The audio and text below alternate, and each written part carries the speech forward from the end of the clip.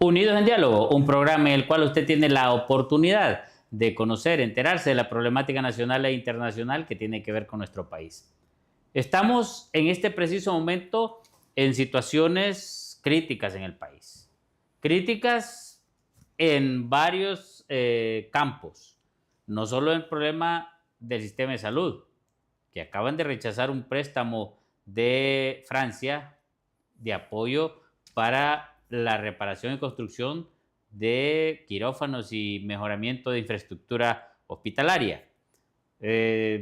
Los frijoles siguen subiendo, los huevos siguen subiendo y la desventaja que tenemos es que en este preciso momento también no contamos con la seguridad alimentaria. Y aparte de eso, el dólar hoy ya pasó la barrera de los 26 lempiras.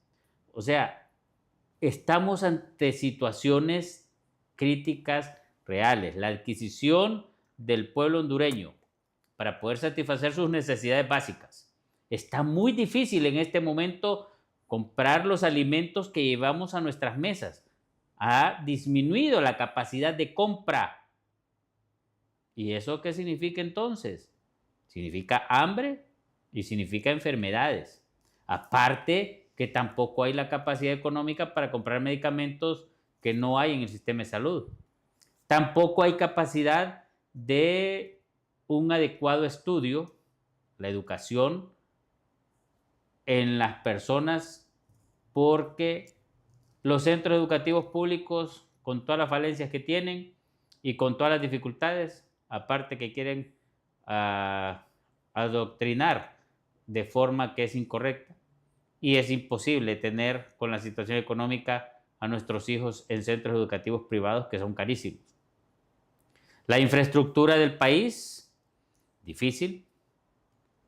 Las ciudades del país, destruidas sus calles, basura por todos lados. Vienen las lluvias dentro de poco, van a haber inundaciones, más que este año hay pronóstico del fenómeno del niño, de la niña, fenómeno de la niña, que hay mayor cantidad de fluido acuífero en la temporada de lluvia. O sea, eso nos va a traer muchos problemas y ojo, en el mes de noviembre con las elecciones. Una serie de problemas que tienen que ver con el país y con la capacidad de cada uno de nosotros de poder cumplir nuestras necesidades básicas. Y ustedes dirán, el doctor, ¿por qué está hablando de esto? Porque hoy traemos un invitado que aspira a resolver ese tipo de problemas en el país. Y la situación es una realidad cruda, dolorosa y temerosa para el ciudadano común. Y eso que no hemos mencionado hasta este momento, la inseguridad ciudadana, que nos está agobiando de todo a todo. Y no digamos lo que se está haciendo, que con nuestro dinero se quiere dar, cubrir lo de esa empresa en la zona norte, que tiene que ver mucho con cosas inadecuadas. Vean ustedes el panorama difícil, pero hoy tenemos de invitado a una persona que nos va a proponer por qué aspira a la presidencia y cuál es el camino que está buscando. Se trata del abogado Carlos Portillo. Bienvenido. Doctor, un placer saludarle. Muchísimas gracias. Gracias por acompañarnos a Unidos en Diálogo, abogado Carlos Portillo. Gracias, doctor. Igual, muchísimas gracias. Bendecimos a su teleaudiencia, a usted y en usted a su familia. Es un gran honor estar aquí. Ya la primera vez me había invitado, pero lamentablemente se presentó una situación de último momento y pues me disculpo ante usted y ante su teleaudiencia, pero aquí estamos. Le di mi palabra y aquí estamos y pues desarrollemos el tema como usted lo quiera plantear, doctor. Así que adelante. Excelente. Coincidimos en el apellido para el público. Somos Portillo ambos. Así que tenemos buenas intenciones con el propósito de solucionar los problemas del país. ¿Dónde nació usted, abogado? Pues fíjese, doctor, de que yo nací en la Tercera Avenida de Comayagüela, en un lugar que se llama el Hospital La Policlínica, hace 56 años, esa es mi edad. Soy nativo de la ciudad. Hemos visto cómo Tegucigalpa y Comayagüela han sido desarrollados en desorden. Es sumamente, da mucho pesar el hecho de que en aquellos años usted podía ir al Parque La Libertad y ahora es una extensión del mercado. Entonces, los mercados han crecido de una manera desordenada.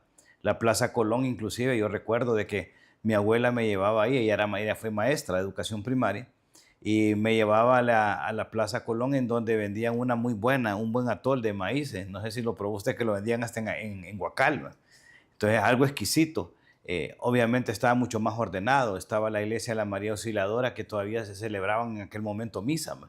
Entonces, ahora todo eso ha desaparecido y hemos visto un crecimiento desordenado de la ciudad, y junto con ellos unas enormes, pero enormes necesidades para la población. No hay agua, no hay alcantarillado en muchas de ellas.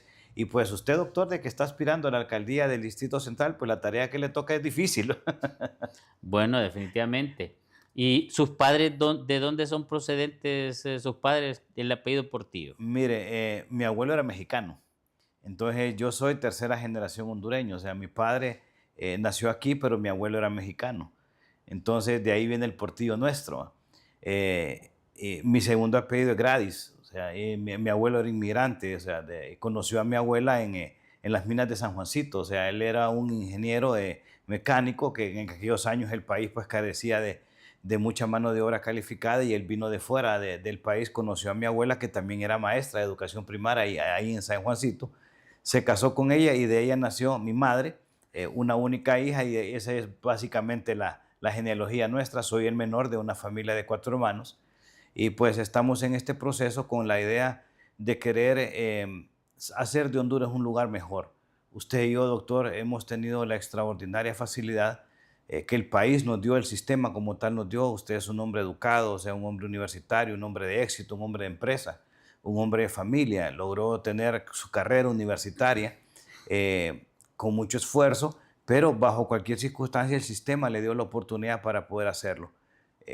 Nosotros esas oportunidades, doctor, las ha perdido la gente. Los jóvenes no ven en Honduras un futuro promisorio, y se ven en la obligación de tener que inmigrar, sumado aparte de los problemas que usted inicialmente también apuntó: falta de oportunidades, inseguridad, falta de salud, educación mediocre, la familia se ha desintegrado, no hay oportunidades, como repito, en el país. No sentimos el estímulo necesario como para poder hacer de Honduras el sueño hondureño, sino que tenemos que inmigrar, y no es fácil, inclusive el camino de la migración. Entonces, muchos compatriotas nuestros pierden su vida en el proceso, otros se van quedando en medio, en especial las mujeres. Es crítico lo que las mujeres viven, que si caen en garras de los grupos también criminales que están en el camino, muchas son prostituidas, los niños que iban son abusados, etcétera, etcétera. Entonces, nosotros estamos en medio de una inmensa crisis, y lamentablemente los políticos nuestros no tienen la visión que usted y yo sí tenemos, doctor. O sea, nosotros tenemos en Honduras un sector que están extraordinariamente vinculados a lo que es el padecimiento humano. Los médicos, que ven pacientes de todos los días, conocen historias de las personas también que explican sus padecimientos y las razones por las cuales las tienen. Y el otro sector es el sector religioso. O sea, los pastores y los sacerdotes tienen un vínculo bien estrecho con el ser humano, desde el momento en el cual se constituye la familia como núcleo de la sociedad, hasta el momento en el cual también se entierran parientes y hasta estas mismas personas. Las iglesias están en todo el proceso del quehacer humano y del quehacer de la sociedad, desde, como le repito, desde cuando se integra la familia hasta cuando se llega a los cementerios. Entonces son dos sectores que conocen bien toda la necesidad, doctor, y ustedes son uno de esos, el sector médico. Lamentablemente, los médicos sufren también algunas de las ingratitudes, por decirlo así, del descuido que muchos gobiernos han tenido. Bueno, a nadie le ha interesado realmente de los gobiernos que hemos tenido, ni el actual ni los anteriores, lo que es el sistema de salud, lamentablemente. Pero, abogado, lo que nos interesaría aquí en este momento es saber cómo surge esa idea suya de participar y aspirar a la presidencia de la República. Después vamos a hablar el proceso que usted está llevando para alcanzar esa meta. Correcto. Pero yo quiero escuchar de su palabra cuál es esa inquietud. ¿Qué es lo que lo mueve a usted a aspirar y tener en su mente, por supuesto, A, B, C, D, F, G, lo que piensa hacer por este país? Correcto, mire, la idea surge, doctor, aparte, yo tengo dos títulos universitarios. Yo tengo una licenciatura en Administración de Empresas, acompañado de una maestría en Finanzas. Soy abogado de los tribunales de la República. Tengo un diplomado en Finanzas Bursátiles, pero también tengo un título religioso. Yo tengo una licenciatura en Divinidades, lo que me convierte en pastor evangélico. Yo estoy en la línea de reforma de la iglesia. Yo me desempeñé como secretario de Estado de Religión y Culto. Usted y yo fuimos compañeros de gabinete en el gobierno de Porfirio Lobo Sosa. Y la idea no surge ni nace por una voluntad propia. Nosotros que estamos en el tema de la fe, y máxime nosotros los que somos de línea pentecostal, creemos muchísimo en el poder de la revelación y creemos mucho en la palabra profética. Apareció alguien en un momento de que yo no conocía, llegó a mi despacho cuando yo era secretario de Estado y reveló una palabra de que en su momento pues el Señor iba a revelar el camino que tenía que transitar y seguir para poder llegar a la presidencia. Nosotros sabemos de que el camino es sumamente complicado y difícil y tomamos esa palabra. De repente comenzaron, eso fue hace unos 12 años atrás, de repente aparecieron muchas personas interesadas, nos buscaron con la idea de que formásemos un movimiento político en aras de buscar la presidencia de la República y logramos constituir un movimiento a nivel nacional. Ahí sentimos el respaldo del Señor, el respaldo de los cielos, por decirlo así. Para los que son creyentes van a entender el lenguaje en el cual les estoy hablando. Y pues de ahí comenzó el mover en todo el país. Logramos constituir 200 municipalidades, 16 departamentos. Conseguimos los requisitos que se necesitaban para las mismas, pero existen como siempre los bemoles en todo esto, los intereses políticos que se van dando y personas como usted y como yo, doctor, de alguna u otra manera somos como un relativo estorbo para aquellos que miran en la condición política un botín y no el hecho de el honor de ir a servir. Entonces así es como nace la idea. Conformamos un movimiento político, como le digo, que no nos dejaron inscribirnos. Y pues de mi parte, pues me dije, pues esta es la voluntad del Eterno, pues entonces yo me dedico a mis quehaceres. Yo tengo mis propios negocios también con mi familia. Y dije, vamos a seguir haciendo lo que hemos estado haciendo. Pero el asunto es de que la gente a lo interno del país y me dijeron, miren, no podemos dejar esta idea, este proyecto, un proyecto sano. Hemos tenido muy buena aceptación. Entonces tenemos que reactivarnos nuevamente. La pregunta obligada era bajo qué figura. Ya las inscripciones para formar un partido político era complicado hacerlo. Entonces, el único camino que queda por lo que la ley establece son las candidaturas independientes y en ese proceso estamos. Y de los partidos emergentes, nuevos, aunque a algunos les molesta que les diga partidos alternativas, como el licenciado Gardo dice que son minoritarios. ¿No ha tenido usted ofrecimiento de alguno de esos partidos o por qué no ha encajado en ellos? Mire, sí he tenido ofrecimientos. El día de ayer inclusive tuve una plática con la abogada Marlene Almarenga, a quien yo le guardo un profundo cariño y respeto. Somos colegas, aparte ella tuvo un buen papel en el momento en el cual fue diputada al Congreso Nacional, un papel bastante beligerante en un momento circunstancial crítico también para el país. Y nos reunimos con ella y me ofreció la candidatura presidencial por parte de su partido político y obviamente nosotros transfiriendo la estructura que nosotros tenemos. Lo que pasa es, igual hemos estado en conversaciones con la Alianza Patriótica, en donde están ofreciendo también algunas posiciones y como igual conversamos en su momento con algunas personas del Pino, o sea, la gente de la DC que me han ofrecido espacios. Pero el asunto, doctor, es de que yo no soy solo, o sea, yo no me debo a mí mismo, o sea, esa es mi manera de pensar, pues. Entonces, a mí, inclusive dentro del mismo Partido Nacional, me ofrecieron a mí, me dijeron, el candidato que salió electo me dijo, mira, vos te podemos dar una posición, pero no a tu gente. Y el asunto, doctor, es de que yo siento un enorme compromiso con todas las personas que creen en el proyecto nuestro y que creen en mi persona. Por lo consiguiente, yo no puedo dejar abandonada a toda la gente que está en lo interno del país, ni tampoco los locales que están aquí. Entonces, en función a eso, yo he sido claro y contundente. Entonces, si no entra mi gente, no entro yo. Entonces, o todos en la cama, como dice el refrán, o todos en el piso. Y yo no puedo dejar mi gente atrás. Ayer me hizo una pregunta uno de las personas del círculo de confianza nuestra y me decía, mire, abogado, me dice, ¿cuál es la condicionante por la cual usted no acepta, me dice, la candidatura que le están ofreciendo? Y yo le dije, sencillamente es por ustedes, porque yo no los puedo dejarle. Entonces, yo tengo un equipo de trabajo establecido, tenemos una planilla completa, por citar un ejemplo, aquí en Francisco Morazán, pero también los tenemos en Choluteca, en Valle, los tenemos en Olancho, están en Cortés, en Atlántida, en Copán, Santa Bárbara. O sea, nosotros tenemos 16 departamentos constituidos, listos para competir, con gente que no es de relleno, doctora, es gente que jala. Y lo mejor de todo es que gente buena, gente de iglesia, gente comprometida con el país. Entonces, yo no puedo venir y dejar a toda esta gente a un lado por un espacio que me puedan ofrecer a mí. Entonces, mejor me quedo fuera. Si no entran todos ellos, yo tampoco entro. Primero son los demás, después es uno. Ese es el concepto mediante el cual se maneja inclusive hasta los conceptos bíblicos. Entonces, vamos a entrar, si entramos son todos. La salvación fue para todos, no solo para uno.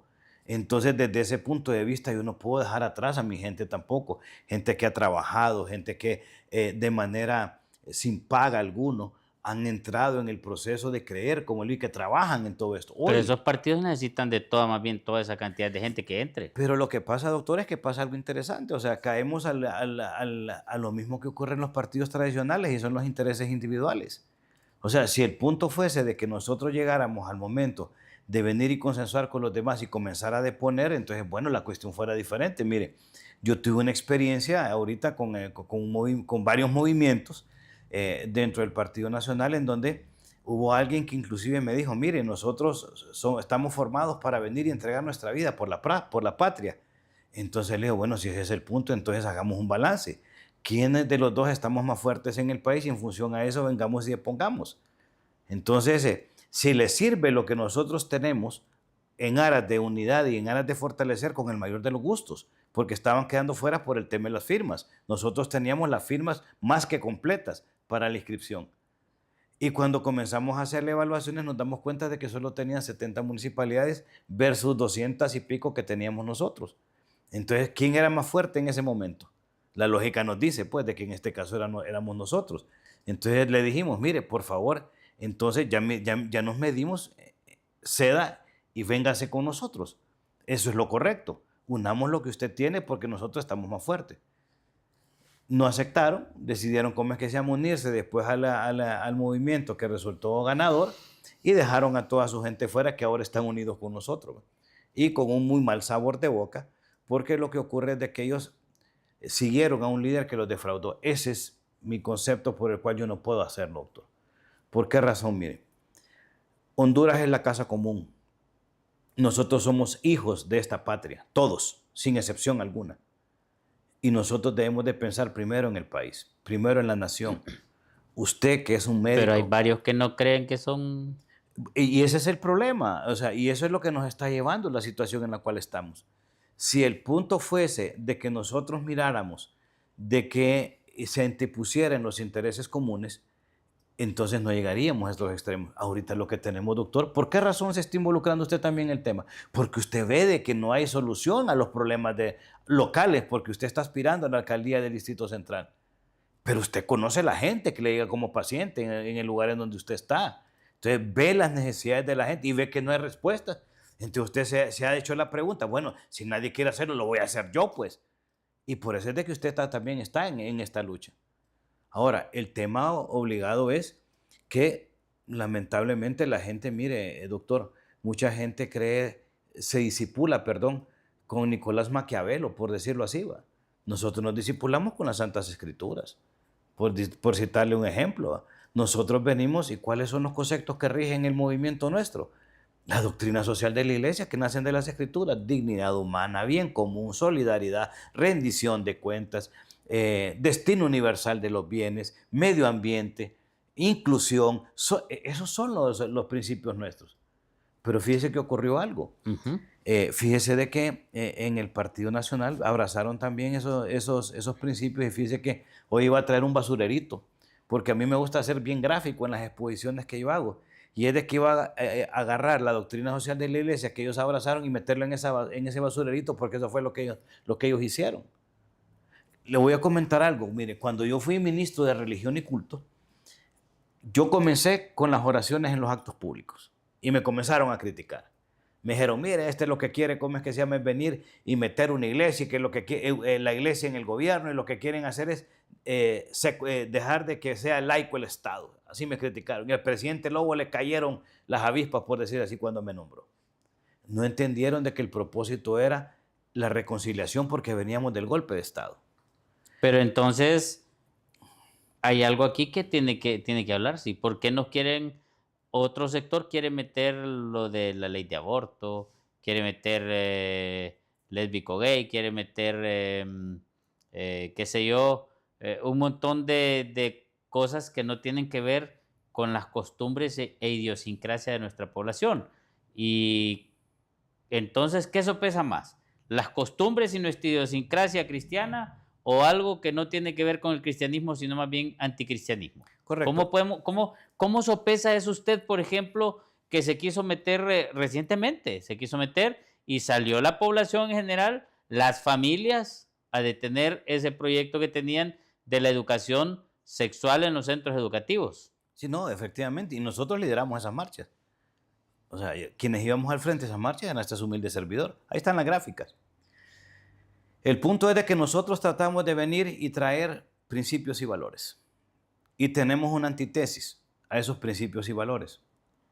Más sin embargo, como le decía, las oraciones las iniciamos nosotros sin querer deslaicizar el Estado. Por lo contrario, es una práctica común en un país en donde somos llamados cristianos en diferentes confesiones. Pero somos cristianos. ¿Qué ocurre con los conceptos ideológicos que manejan otros grupos? Son los grupos radicales y los extremizados. Nosotros sabemos de que debe haber inclusión y vamos a tocar un tema un poco conflictivo ahorita en el caso de las personas de la preferencia sexual no tradicional. Entonces, nosotros creemos en que ellos deben de tener todas las oportunidades para su crecimiento personal, menos lo que son las prácticas bajo sus sábanas de llevarlo en el escenario público.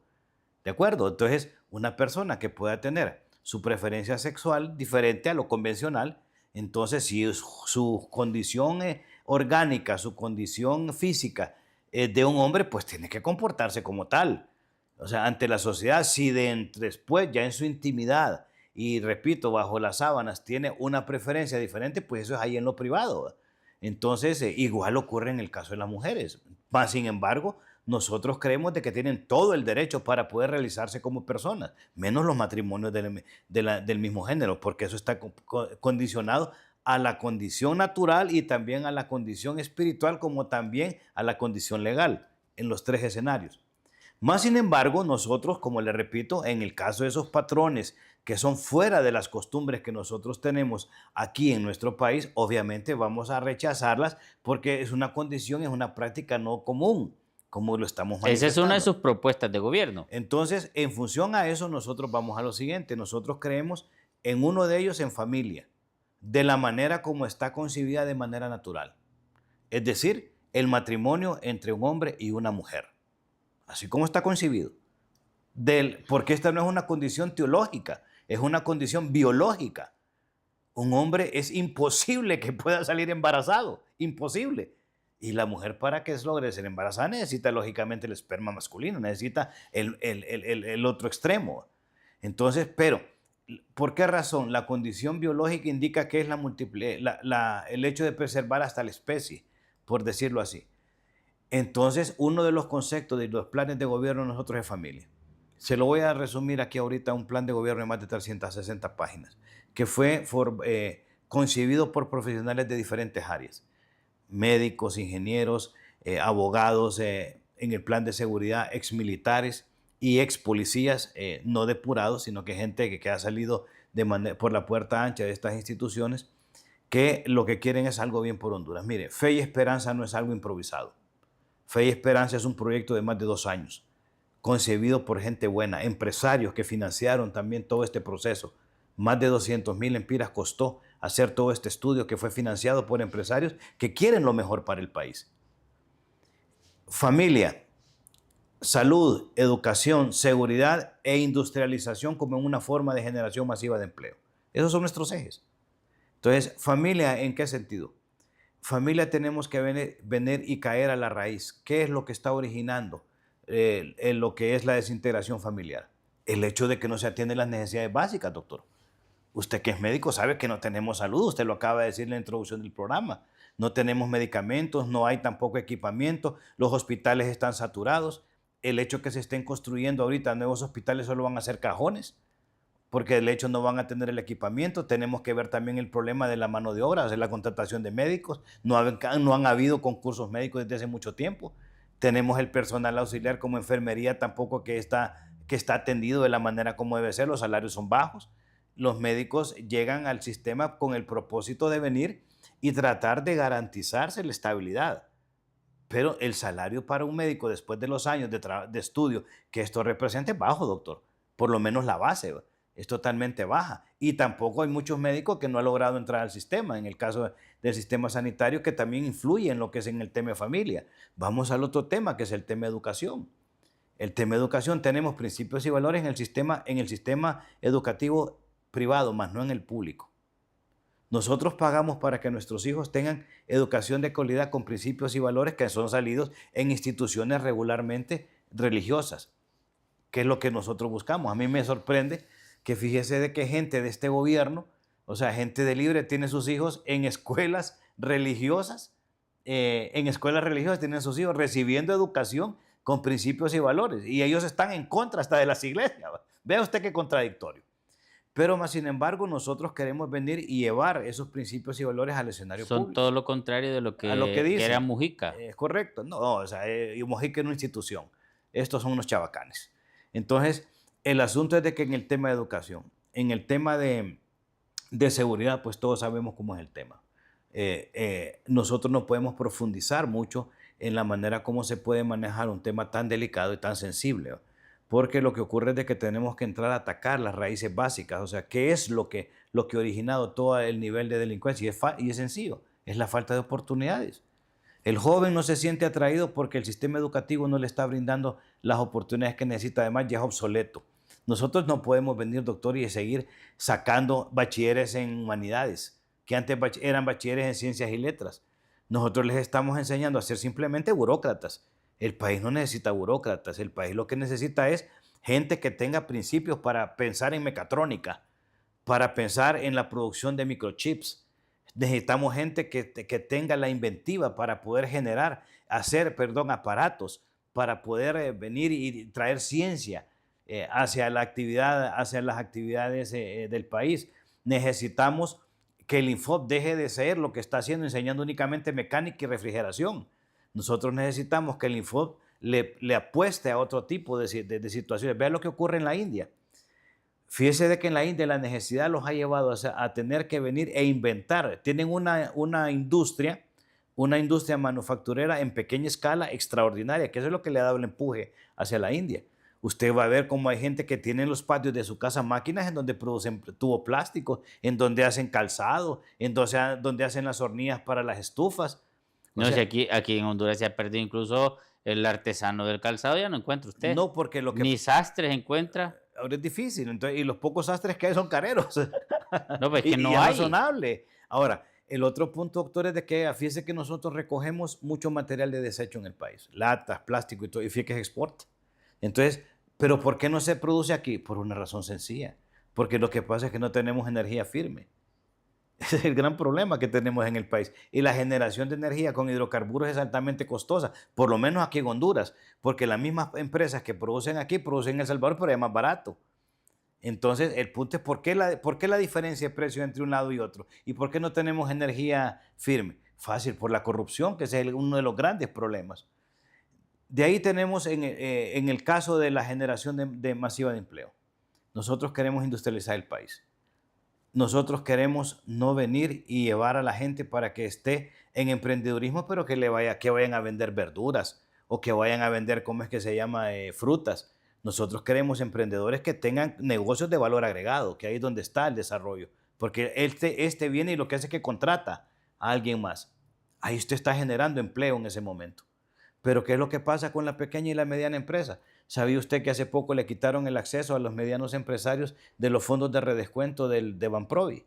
En donde hay tasas preferenciales, en donde hay largos plazos, se los quitaron a la mediana empresa y lo que están haciendo es de que no tienen acceso, entonces asfixian al pequeño empresario. Y por lo consiguiente con eso es de que cierran las unidades productivas. O sea, la AMPI aquí... En pocas palabras, pérdida de empleo.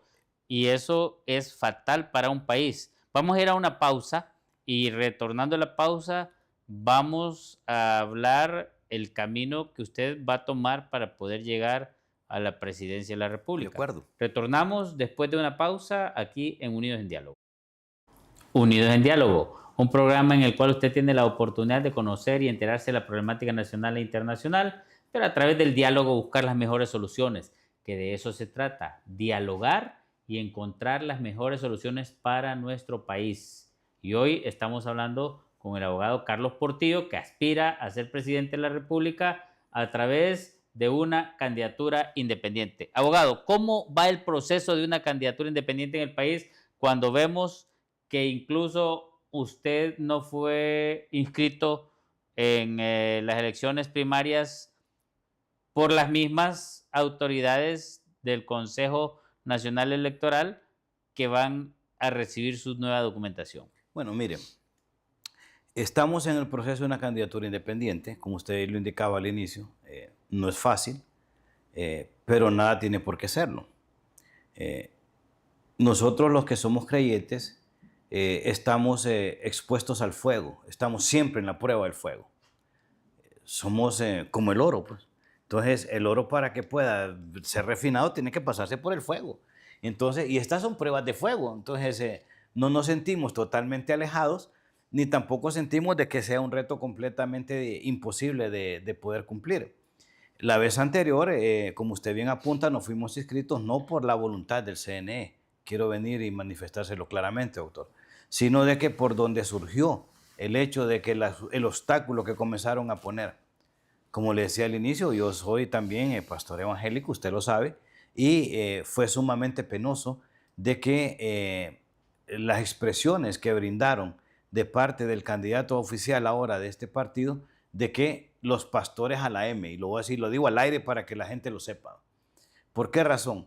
Porque nosotros, doctor, al igual que usted, que es una persona honesta, transparente, eficiente en lo que lo han puesto a hacer, nosotros en su momento como que somos un estorbo.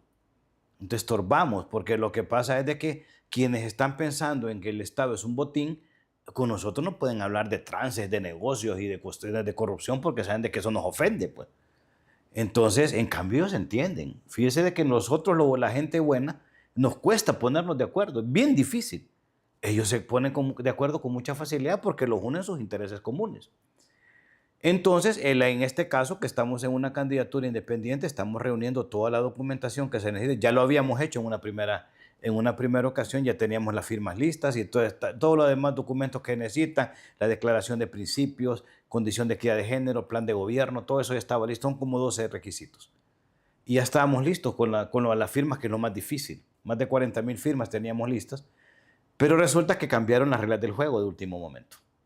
Entonces nos dicen de que de 40,000 firmas ahora tienen que ser 61,000, entonces las estamos recogiendo y las vamos a tener listas. Ya tenemos más o menos un promedio de 55,000 y vamos a entregar la diferencia, así que vamos a estar listos en la fecha en la cual están estipulando. Mire, ¿Para cuál fecha le están estipulando la entrega? la fecha máxima para nosotros es 8 de junio.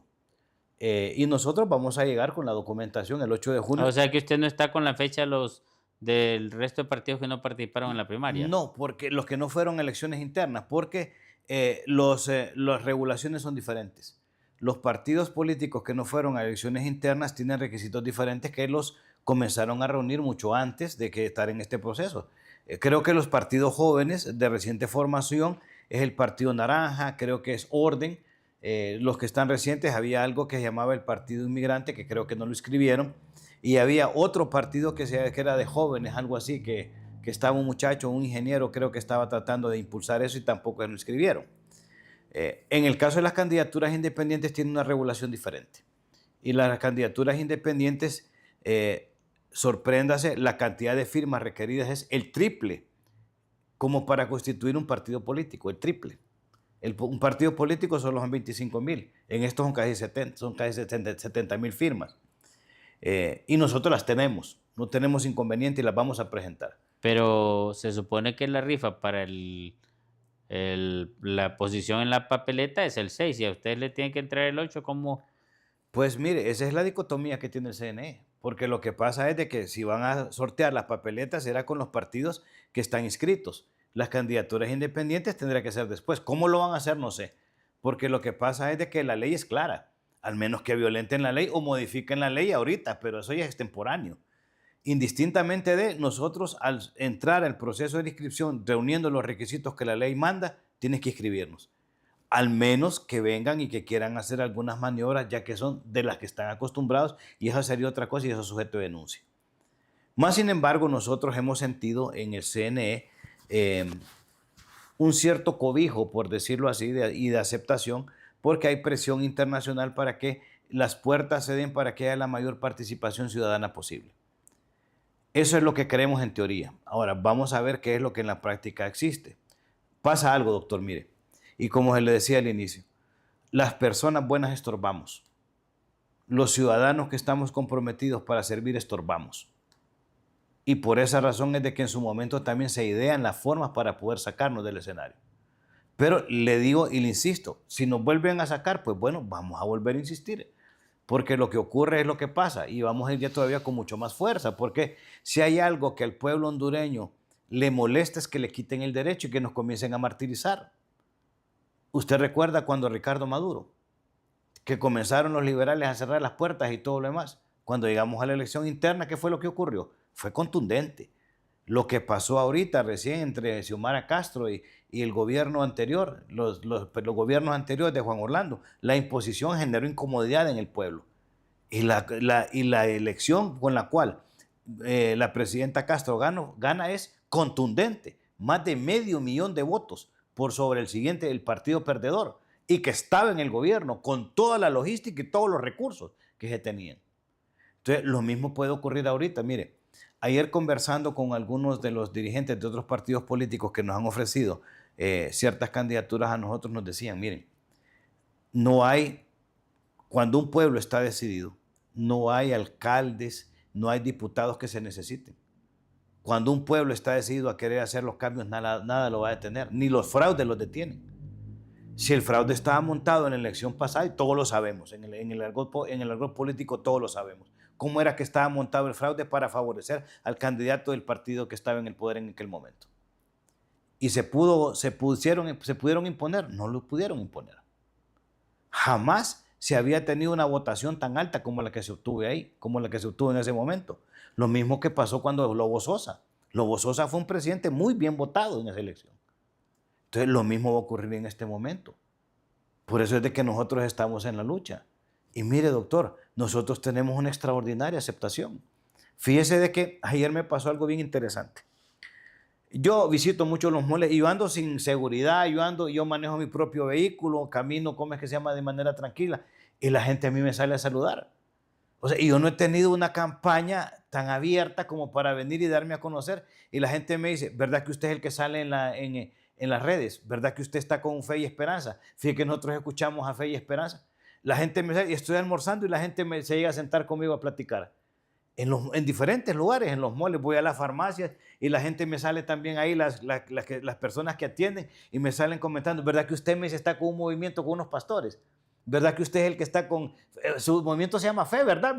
O sea, sin necesidad de tener que salir, me dicen, lo vamos a apoyar, porque estamos hartos de lo mismo. Y una de las frases de nuestro movimiento es con los mismos más de lo mismo. Y efectivamente así es, doctor. O sea, usted no forma parte de los mismos. Usted es diferente a los mismos. Por lo consiguiente, con usted no va a haber parte de lo mismo. Porque lo que estamos viendo es una enorme división y Honduras no necesita condiciones ideológicas. Aquí no es cuestión de derecha ni de izquierda. El pueblo lo que quiere es que se le solucionen sus problemas. El pueblo lo que quiere es salud, quiere abastecimiento. Los médicos no pueden estar atendiendo a los pacientes con las uñas y con la fe.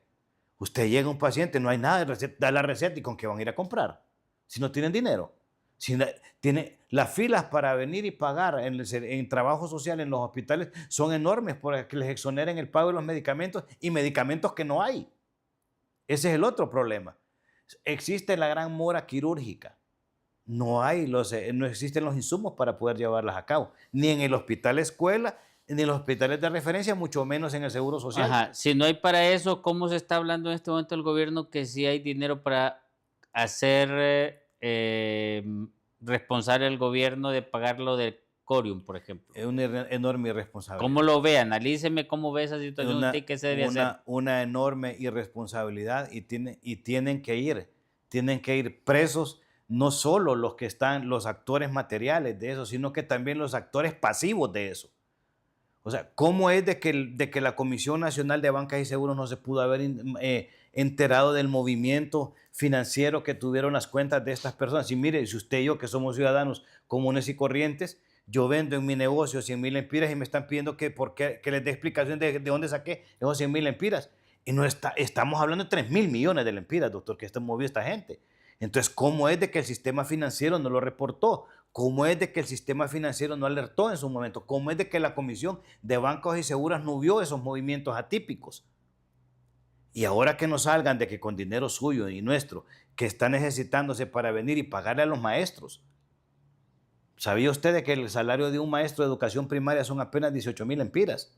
Y a eso tienen que sacarle las deducciones del IMPREMA, las deducciones de los colegios magisteriales y todavía tienen que pagar los materiales para servir las clases de su propio dinero.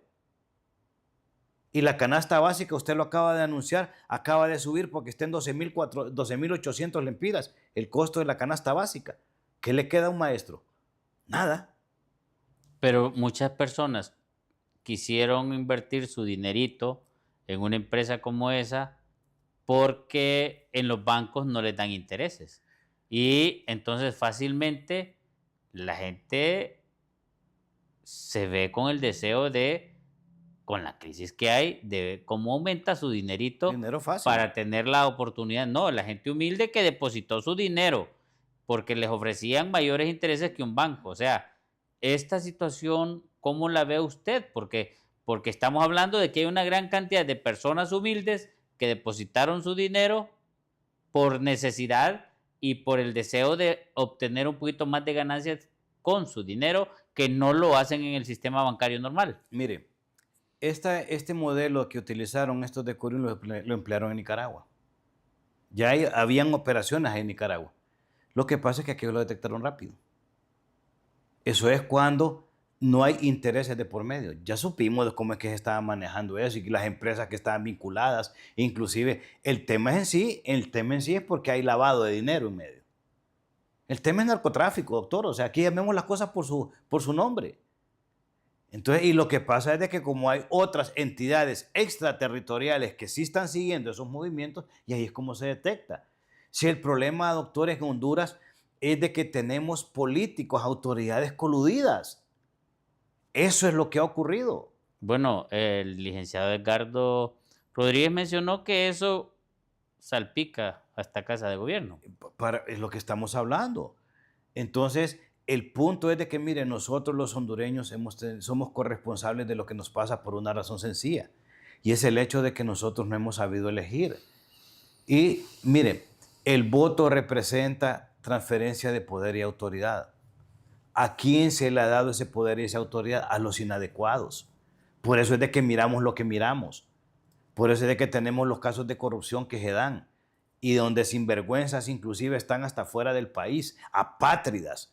Déjenme llegar a la presidencia y créanme que yo sí los voy a traer y los voy a meter al mamo para que vengan y paguen el daño que han hecho al país. Mire, me sorprende que un ministro de la presidencia, un muchacho que se conoció que estaba vendiendo nacatamales en el Parque Central, que no es una actividad mala, es una actividad legítima, honorable hasta cierto punto, pero un muchacho que viene desde las barriadas y que le confiscan en las cuentas en bancos hondureños más de 30 millones de lempiras.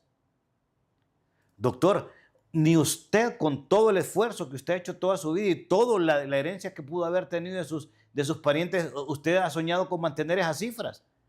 Y todavía con los recursos que tienen en bancos exteriores y pagaron la nacionalidad en otros países y usted eso paga. Eso no fue barato, porque se han convertido en un santuario de corruptos.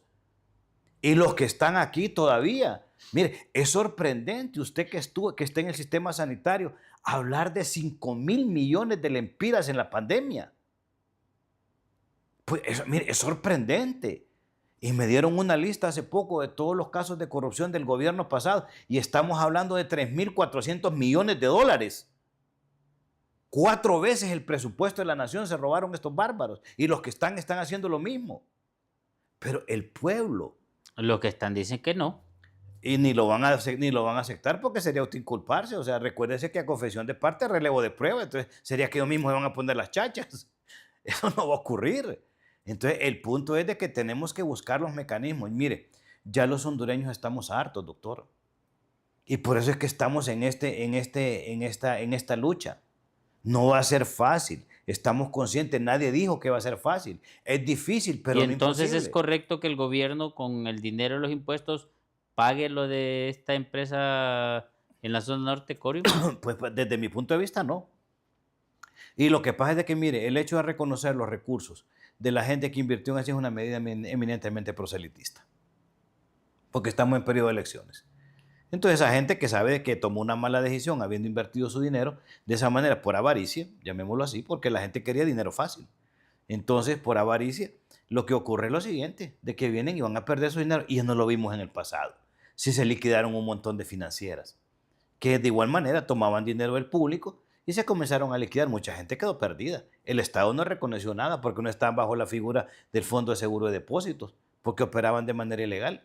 Además, la Constitución prohíbe al Estado hacerse cargo de una deuda de una empresa privada. Bueno, tiene que cubrir la deuda pública nacional y la deuda externa. Correcto. Pero no prohíbe la Constitución realmente en la ley el hacerse cargo de una deuda privada. Mire, el único caso, por eso fue que se creó el Fondo de Seguro de Depósitos, cuando comenzaron a liquidarse aquellos bancos que estaban involucrados en actos irregulares, usted lo recuerda. Se liquidó Banco Capital, se liquidó Bancorp, que era otro que estaba vinculado estrechamente a lo que era el proyecto de Ciudad Mateo, lo recuerda.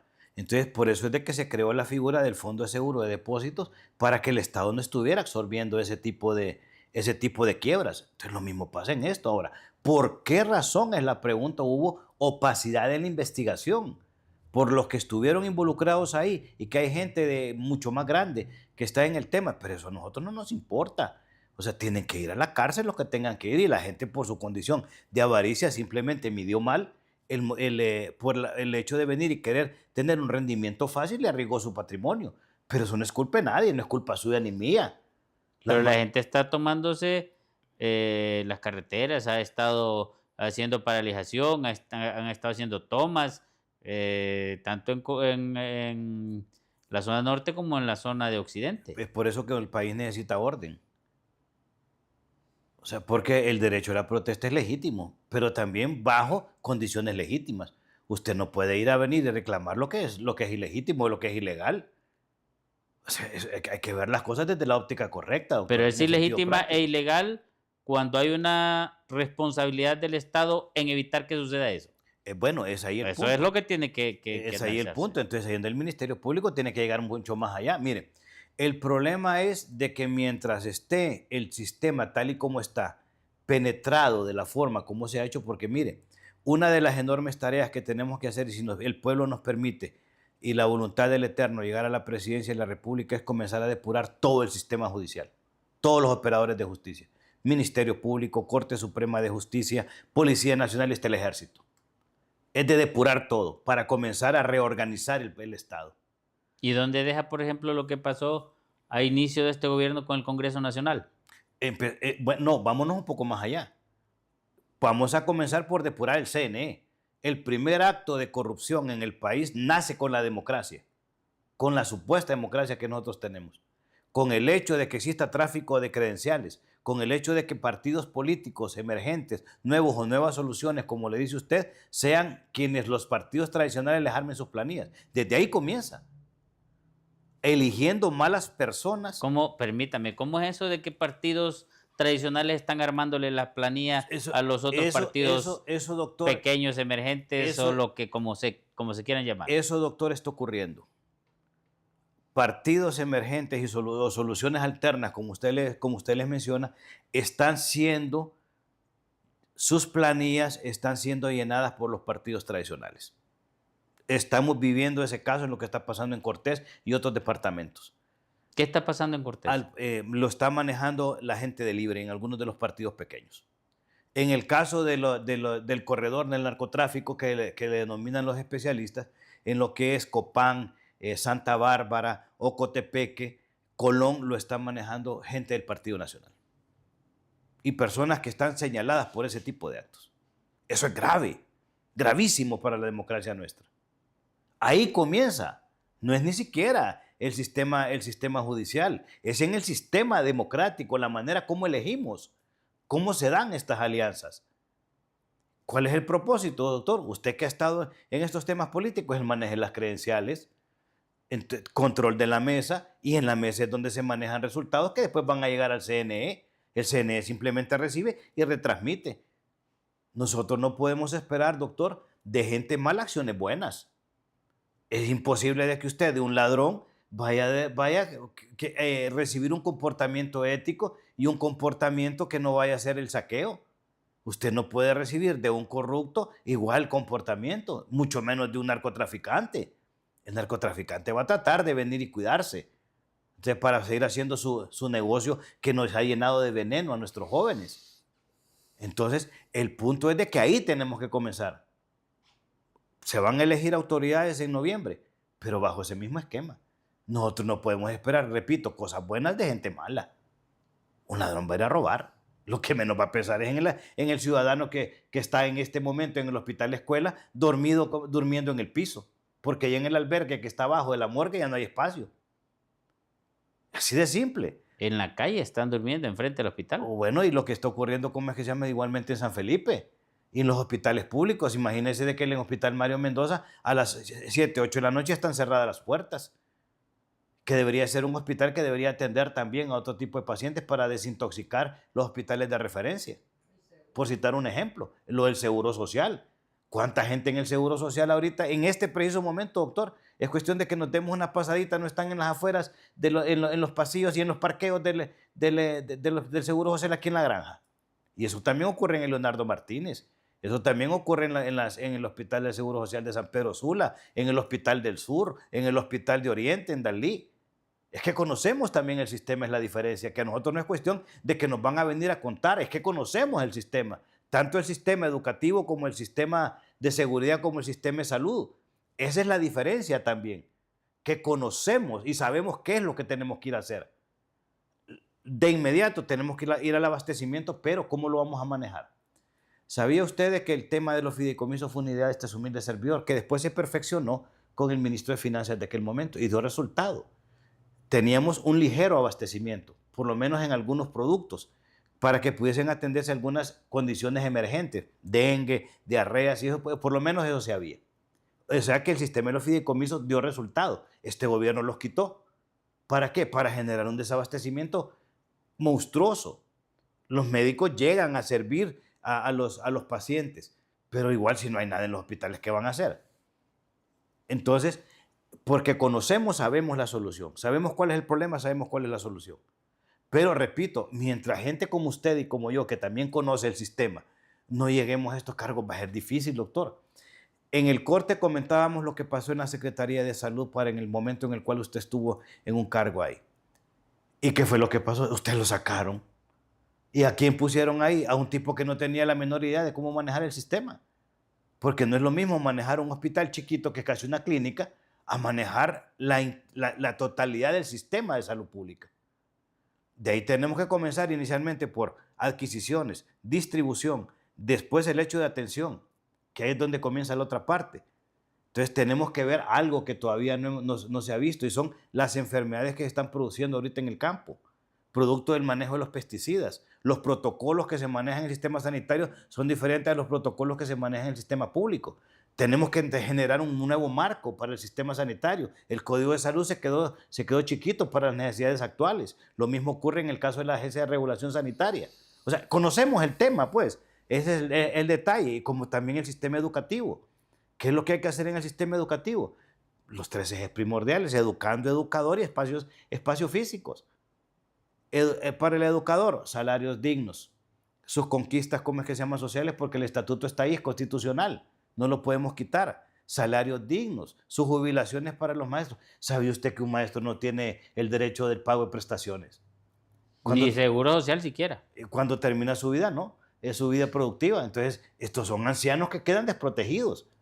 Entonces, el salario que tienen es que extraordinariamente va con cursos médicos como concursos docentes, politizados, en el que las mujeres tienen que venir y vender hasta su dignidad, su cuerpo, para poder acceder a una plaza. Sus palabras finales, porque estamos llegando al final. Decirles de que el voto es transferencia de poder y autoridad. Usted tiene que pensar muy bien a quién le va a transferir esa autoridad y ese poder. A quienes se les han dado ya los vimos. Con los mismos es más de lo mismo. Los pasados y los que están, y son los que quieren seguir. Simplemente les decimos que el Señor pues sea quien dirija sus pensamientos y sus actuaciones al momento que esté frente a la papeleta.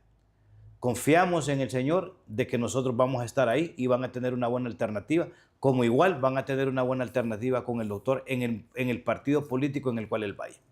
Somos 2 buenas opciones y no somos parientes, pero más sin embargo estamos confiando en el Señor de que las cosas, el pueblo sea dirigido y que el Espíritu Santo sea quien dirija, como les repito, sus actuaciones y sus decisiones. Que el Señor les bendiga. Un fuerte abrazo a la distancia.